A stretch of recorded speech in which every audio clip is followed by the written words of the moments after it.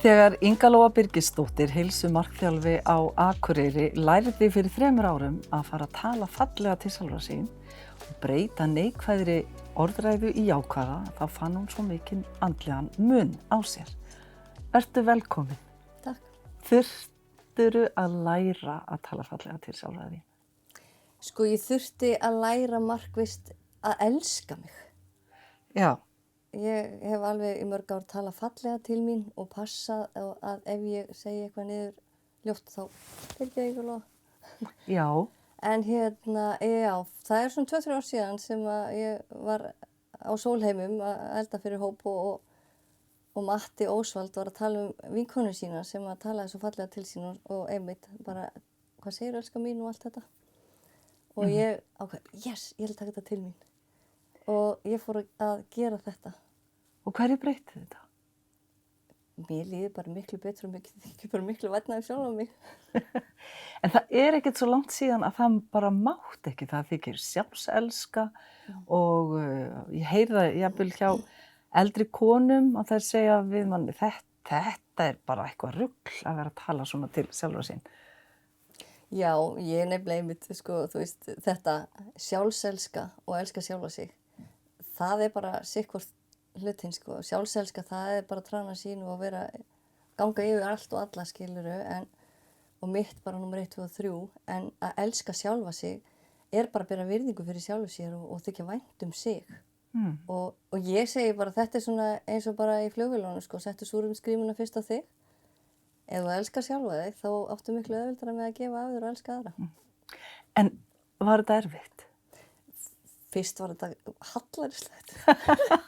Segðu mig eitthvað nú, varstu í speglinu eða? Já, sko, þú veist, það byrjaði náttúrulega fyrir löngu síðan. Þá tók ég bara, þú veist, góðan daginn sæta, grútmiklu nývöknu á morgnana. Já, svona eins og maður gerir. Já, til að peppa.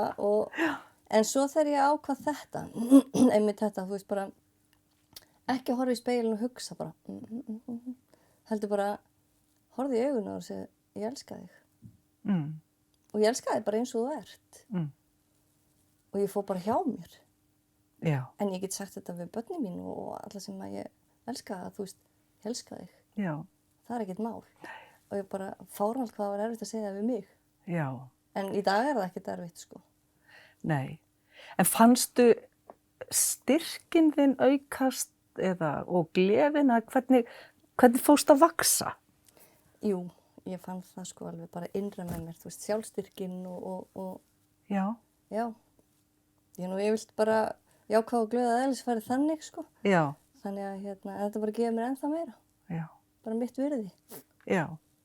En það er ekki eins og þú hafi bara byrjað að hugsa andlega og líkamlega heilsu þína fyrir 3 árum. Þú ert búin að gera það í mjög mörg ár. Bara það á sért heilsumarkþjálfi segir mér margt. Segðu mér aðeins bara, hvenær byrjaði þetta að þú værir að hugsa andlega og líkamlega heilsu? Það má segja 2006 hafi ég, þú veist, þá fer ég í 12 spora samtök Al-Anon og ég fer í 12 spora samtök í kirkjunni, eða 12 spora vinnu í kirkjunni og skoða bara svolítið sjálfa mig út af heimilis aðstæðum og erfiðleikum.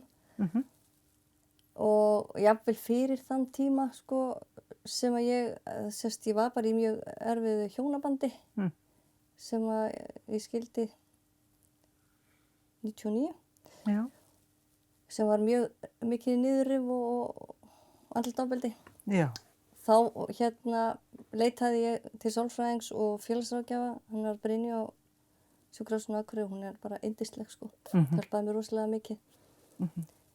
Bara, þú veist, sópa mér undan mottunni fyrst, skilurðu, og bara svona eins og IKEA, bara tína mér svolítið saman. Já. Ræða mér upp og síðan þegar ég fer í þessi 12 spora samtök þá fer ég að skoða meira sjálfa mig og svo kynnist ég Kóta sem er svona meðvirknis samtök. Segðu mér aðeins frá þeim, ég þekki þau ekki, ég viss maður margir sem þekkja það ekki. Codependent Anonymous, þetta eru samtök fyrir bara fólk sem er bara sjúklega meðvirkt. Og ég segi bara, við erum öll einhvers staðar eitthvað meðvirk. Ég var búin að fara í kirkjuna og ég var búin að fara í Al-Anon. Svo fer ég í Kóta og ég bara, vá, veist, af hverju byrjar þetta ekki hér? Því þá byrjarðu í rauninni á grunninum. Af hverju er ég meðvirk? Þú veist, ég bara búin að vera með meðvirkni frá því að bara smákrakki og ég var ekkert alveg að tengja að það væri. En þegar maður verður meðvitaður þá sér maður, þú veist, ég er ekki bara meðvirk gagnvart einhverjum ákveðnum einstaklingum, ég er meðvirk gagnvart aðstæðum og alls konar og ég þarf bara að vinna í því. Förum aðeins í þetta. Þetta er nefnilega mjög mikið notað í dag að maður svona afsaka sig með hegðun með því að segja að ég er svo meðvirk eða benda á aðra að segja sjáðu meðvirknin í þessari. Hvað er þessi fjandans meðvirkni? Segðu mér. Hún er svo stórtæk sko. Já. Hún getur verið bara allt frá undanlátssemi upp í stjórnsemi og allt þar á milli sko. Undanlátssemin. Byrjum á því. Er hún byggð á þeim grunni að maður vilji gera öðrum til hæfis? Já, ekki rugga bátnum og bara passa að allir séu góðir og allt sé smúð og alls ekki að neitt viti að það sé eitthvað að og þú veist bara. Mjög þekkt inn í alls konar svona afbrigðilegum samböndum eða óheilbrigðum samböndum skulum við segja. Bæði með alkoholismann og ofbeldi og allt það. Já. En hafið þú lent í einhverju sem að orsaka þetta kannski? Sko, já. Ég læri meðvirkni bara sem lítið barn í rauninni. Ég lendi í kynferðislegu áreiti frá því að ég held ég sé svona 4 ára eitthvað svoleiðis, þá 10 ára aldur. Já. Þá í rauninni held ég held að sé það leyti sem að gerandinn í rauninni deyr. Já. Og þar er náttúrulega fullorðin einstaklingur sem að fer langt inn fyrir þín mörk. Já. Og þetta er eitthvað sem að er ljótt og má ekki. Og þú lærir að kófa eins og við segjum. Já. Fela þetta. Já. Og ég fer með þetta í rauninni út í lífið. Já. Sem að ég segi að verður til þess að ég fer í samband sem er mikið andlegt ofbeldi. En sem betur fer er ég mjög heppin með það að það er ekki það sem ég elst upp við, þannig að ég Þú eru aðra fyrirmyndir. Já, og ég sé í þessu hjónabandi að þú veist, svona kemur maður ekki fram við þann sem maður elskar og marg benti á það, en ef þú ert í sambandi með narsissista þá náttúrulega sér hann það ekki, það er bara því að ég er eitthvað ómöguleg sko. Já, þetta þekkja. Þá er maður komin undir gólmottuna, þetta er svona hringur sem að þrengist alltaf og þrengist og þó maður vita að þetta er ekki rétt, að þá enda maður samt undir gólmottunni. Já. Þannig að meðvirknin byrjar auðvitað á einhverju tímapunkti vegna einhvers sem að settur á stað. En þessi samtök hjálpa þér og þú ert að tala bæði kirkjuna, Al-Anon og Kodak sem sagt koma þér áfram. Algjörlega. Út úr meðvirkninni eða hvað? Sko ég segi þegar ég var fyrst að lesa í sambandi með meðvirkni og svona bara, ég þarf nú ekki að fara meðvirkni námskeið, ég er með master í meðvirkni. Já. En auðvitað, eins og ég segi, sko, því meira sem þú fyrir að grafa, því dýpra sérðu. Já. Og að fara í, ég sem áður hefur komið fram í öðrum þáttum að ég er móðið 2 fíkla. Og þeir leiða mig inn í 12-spora-samtök aðstandenda.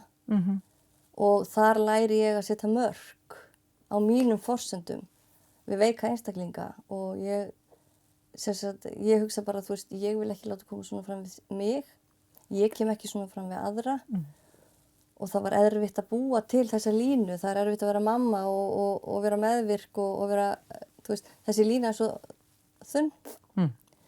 En þegar ég svo fer að vinna í minni meðvirkni gagnvart því og fer að standa með sjálfum mér gagnvart því, þá sé ég bara að meðvirkni mín er miklu viðtakari. Og þá finn ég Codependent Anonymous og þar bara í fyrsta spori er, þú veist, hvað í æsku þinni gerir það að verkum og þú ert svona meðvirk eða eins og þú ert í dag eða svo. Og þá bara var svona kveikja og ég var bara svona, já, býtu, af hverju byrjar þetta ekki bara þarna, alltaf, bara í grunnskóla. Við höfum öll eitthvað sem að kveikir hversu mikið eða lítið sem það er. Já.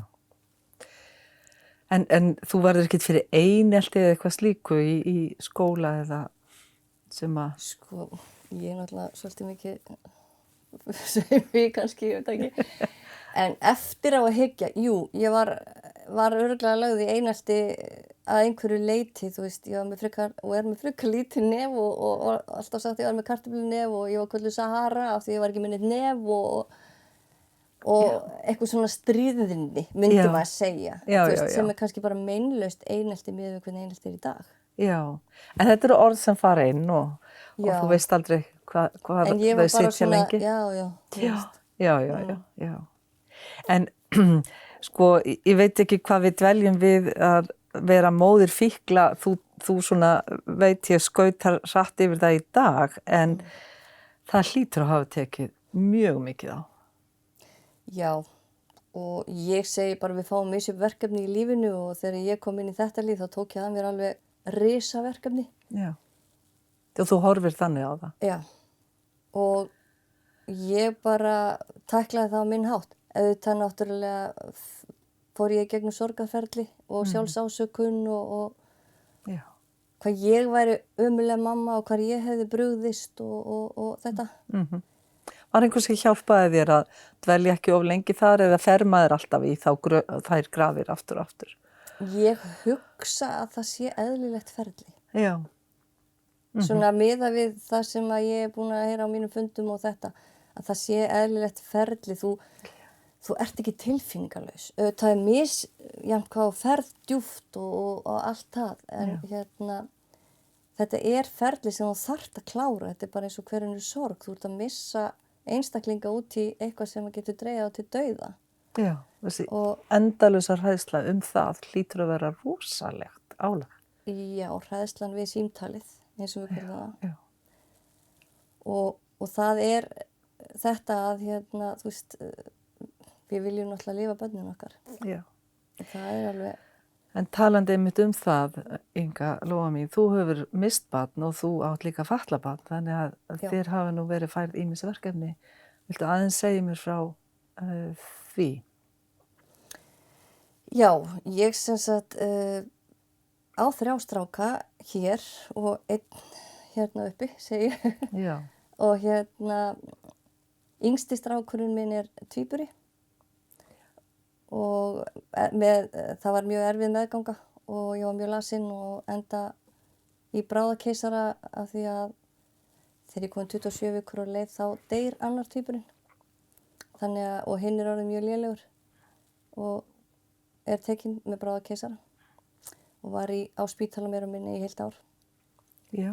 Og ég var einmitt að hugsa þetta að hann var náttúrulega svo lengi á vökudeild og bara í súrefniskassa og sjúrnælinn er bara við endan á kassan og það stendur á sjúrnælinn bara fyrstu síðu fæddur drengur lífvana. Þetta er rosa skemmtilegt að sjá þegar þú kemur inn í... En hann er svo mikil hetja, hann er búinn að berjast fyrir lífi sínu frá getnaði, sko. Já. Og hann er svo mikil töffari í dag að það er ævi. Hvað er hann gamall? Hann er að vera 26 ára.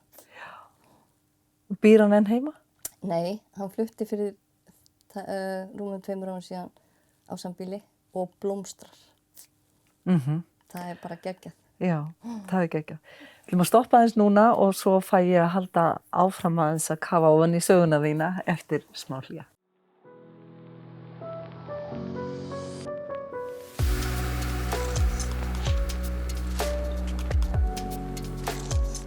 Já, hún gestur minn hérna, hún Inga Lóa Birgisdóttir, heilsumarkþjálfi á Akureyri. Við vorum að tala líf þitt svona hingað til og hverju það breytti að þú fórst að þora og geta sagt við sjálfa þig að þú elskaðir þig. Mér langar svolítið að við förum í einmitt þetta hvað við konur tölum oft niður til sjálfra okkar og tætum okkur niður. Það má ekki vera að hrukka hér eða einhver vitlaus. Við finnum alltaf upp þetta neikvæða. Hvernig stendur á þessu? Vistu, ég bara veit það ekki og ég hef svo mikið spáð í þetta. Já. Í náttúrulega heilsuþjálfarnáminu mínu þá fór ég alltaf mikið í sjálfskoðun. Já. Og einmitt þetta what's new and good. Þú veist, hvað er fallegt og gott í dag. Þú veist, við þurfum ekki alltaf að vera í baksýnisspeglinum. Heldur bara hvernig þetta í dag. Og ég fer bara að hugsa hvernig tala ég til mín. Og markvisst að koma vel fram við mig. Og með því þá fer ég að taka eftir hvernig aðri tala sig. Og svo ég búin að vera núna að vinna í konufattabúð í 2 ár. Það hlýtur nú að vera merkilegt. Oh my, já. Ég fæ bara illt í hjartað. Já, það svo hvernig sumar konur tala til sín. Og ég hef alveg þurft að segja, hey, hættu núna. Þú veist, heyrðu hvernig þú tala til þín. Af því þetta bara, þetta bara, sko, ég held, þetta eru fullorðna konur líka, skilur, þannig að þetta ekki bara Instagram og eitthvað, hvernig í dag, skilur, þú þarft að vera 60 kíló með sílikonbrjóst og sílikonrass og vera í ræktinni 24/7 en samt að vinna fulla vinnu og vera móðir og allt þetta. Akkurat. Þú veist, þetta bara nær miklu lengra. Konur eru svo ótrúlega, ég finn nú örugglega ekkert á mig, ég nú svo mikil hér og ég svo mikið þetta og ég svo, þú veist, sígin hér og eitthvað, þú veist bara, nei, við erum ekki eins. Það engin eins. Og bara... En hver þarf að segja þetta? Hvaðan kemur þessi mónólóg allur að við eigum bara að vera 90, 60, 90 og lít út eins og við séum alltaf 20-ar? Sko, einu sinni var nú í tísku að vera feitur. Já, ok. En og það var bara vel með þeim, skilur. Já. En já, ég sá einhvern tímann þátt svona og þá var einmitt talað sko að stelpur læra mæðrum sínum.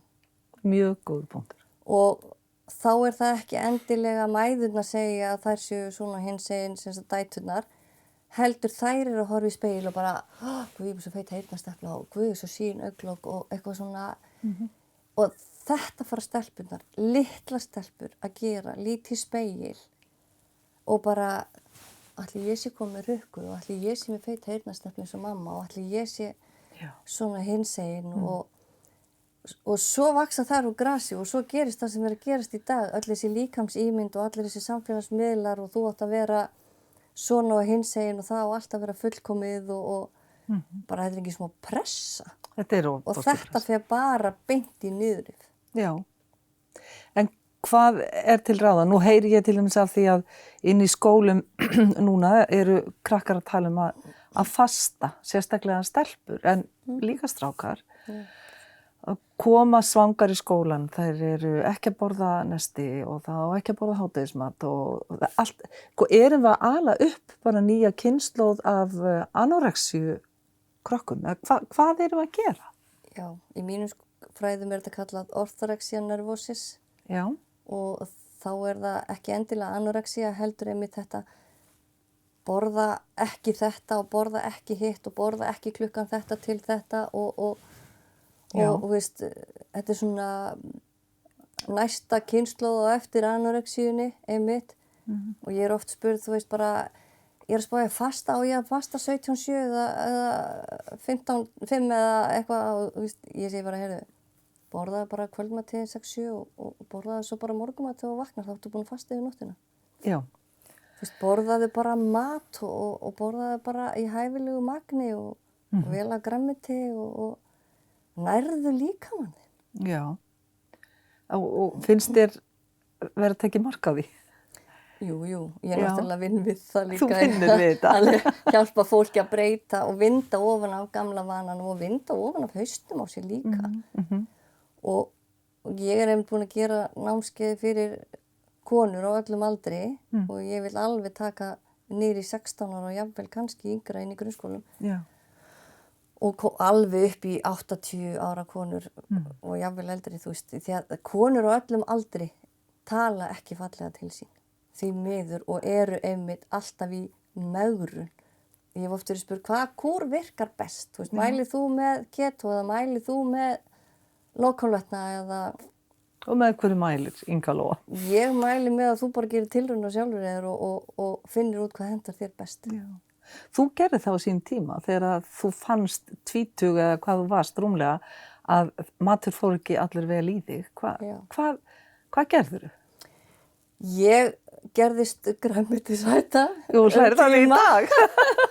Þótti það eitthvað og aðstæðan Já, ég meina fyrir 25 árum síðan, þá var þetta náttúrulega bara, þú veist, það var bara skrítið fólk sem var grænmetisætur. Já, svolítið þannig því miður. Já, en ég var bara lasin og ég var bara að finna mína leið og þetta var ein leiðin. Ég fór og hitti einhvern gúrú og það var bara, þú mátt ekki borða þetta, þú mátt ekki borða þetta, þú mátt ekki borða þetta En hvað máttur borða? og ég var bara týnd, ég lifði bara á hýðisrísgrunum og fjallagrasaseiði í viku. Úps. Þangað til ég var svo heppin að ég hitti annan gúrú Já. sem einmitt bara rétti mig bara möppu. Þetta mátt þú borða Já. og byrjaði hér. Já. Hvað máttur þá borða? Þá var það mest megnis það sem við köllum vegan í dag. Já, já. Eða í svona, já, næstum því. En ég borðaði samt kjöt eða fisk einu sinni í viku. Já.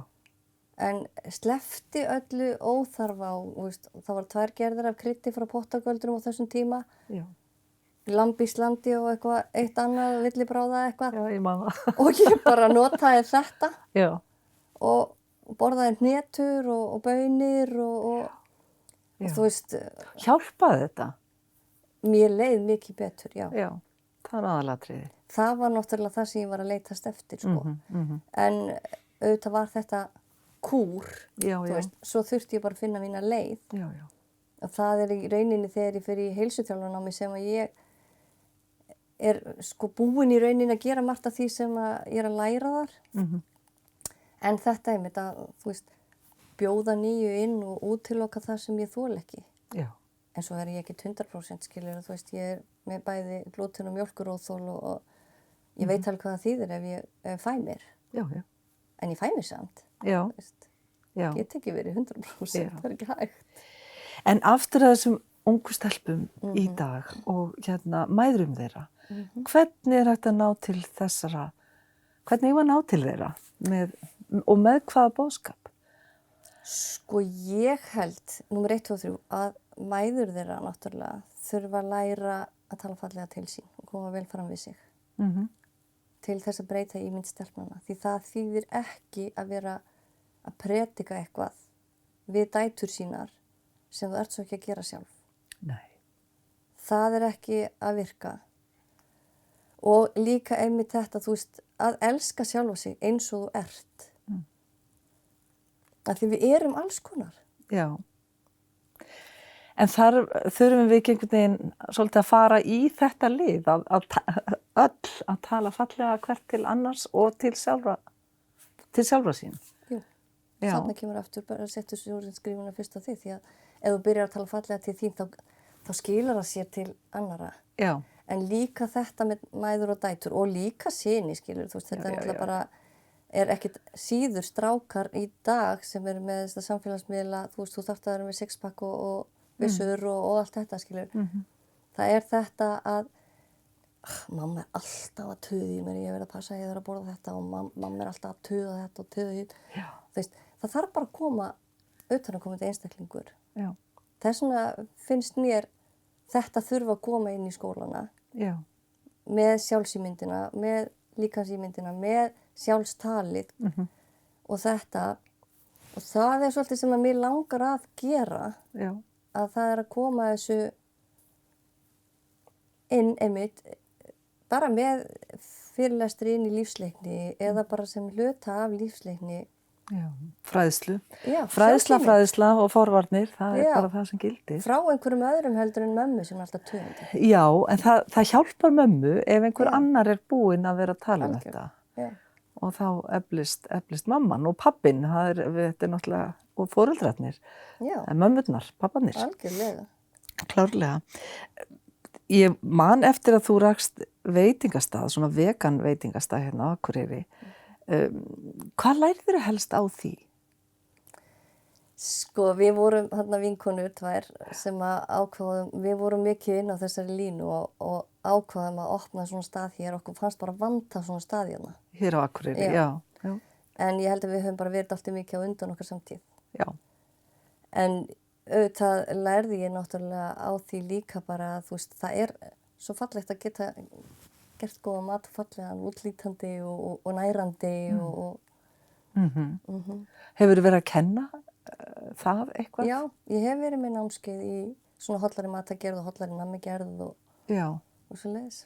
Og svo náttúrulega vil ég ekki sleppa þér öðruvísi en þú segir mér frá franska sveitasetrinu sem þú átt og hvað þú ert eiginlega að brasa þar. Já, my home away from home. Já, akkurat. Ég segja þið lærði markþjálfun hjá Evolvia og tók framhaldsnám í því. Og hluti af framhaldsnáminu er vika í Frakklandi. Og þar fer fram einmitt mikil sjálfskoðun og mikil sjálfsuppbygging. Og það besta við það er að þú þarft ekki að hugsa hvað þú þarft að borða, sko, því þú mætir bara í mat því það er matarhlé og svona. Já. Nema þegar ég er þarna út í náminu, þá eru þarna einstaklingar sem eru með svona sérþarfir í mat. Já. Og ég svolítið svona pota mér inn í eldhúsi til aðstoða þær með að gera þessar sérþarfir. Já. Því ég hef svolítið bara sérhæft mig í því líka. Já. Og svo árið eftir þá er ég beðin að koma bara sem aðstofamanneskja í eldhúsið. Já. En fyrsta árið nefnilega sem ég fyrir hana þá bara tók ég eitthvað með mér heim sem ég varð bara að koma aftur. Það var bara þannig. Já. Og þegar ég kom aftur þá bara var ég komin heim. Hvað ert að segja? Og síðan þá er ég bara búin að yfirtaka eldhúsið og ég fer þarna á haustin og elda fyrir hóp og ég segi bara welcome to my home. Já. Og þetta er ævintýri, þetta er bara lítill gamall vínbúgarður. Hvar í Frakklandi? Þetta er rétt fyrir utan Bordeaux í Kadiak. Og þetta er draumastaður. Yndislegu staður, bara út í sveit og bara gamalt hús með stóra sál og að það sem er að gerast þarna er bara svo mikill vöxtur hjá hverjum hópi fyrir sig sem kemur og bara ég elska að sjá fólk vaksa og dafna og líða vel í einn skinni og þarna bara er ég í allri orkunni og þetta er bara svo geggjað og að fá að næra fólk á því sviði, ekki þú veist, ég sé ekki uppbyggingarnæringuna, þess að við kallum grunnnæringu, heldur sé ég matarnæringuna og matarupplifunina í Frakklandi. Sérðu þið þarna eftir 10 ár? Ég sé mig bara alltaf þarna. Þetta er bara ævintýri. Já. Takk fyrir að koma, Inga Lóa. Yndislegt að fá þig og gangi þið sem best í þessu öllu saman sem þú ert að gera. Takk fyrir að hafa. Og bara, þetta var ekki. Takk.